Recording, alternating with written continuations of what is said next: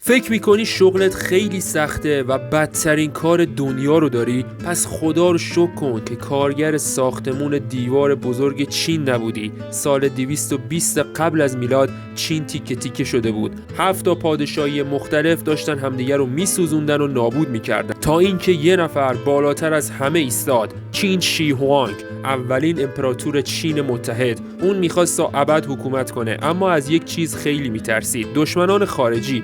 پس یک تصمیم دیوانه‌وار گرفت. دستور داد یه دیوار بسازن، نه یه مرز معمولی، بلکه یک هیولای سنگی که دنیا رو بیرون نگه داره.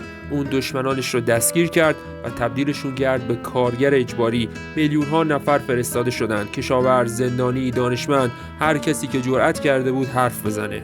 اونا زیر آفتاب سوزان و بادهای یخبندان آجر میچیندن. 10,000 نفر از گرسنگی و خستگی مردن. و میدونی ترسناکترین بخشش چیه؟ میگن بعضیاشون همونجا لابلای دیوار دفن شدن. دیوار رشد کرد و امپراتوری هم بزرگتر شد. سلسله بعد از سلسله اون دیوار رو بازسازی کردن تا جایی که طولش به 21,000 کیلومتر رسید.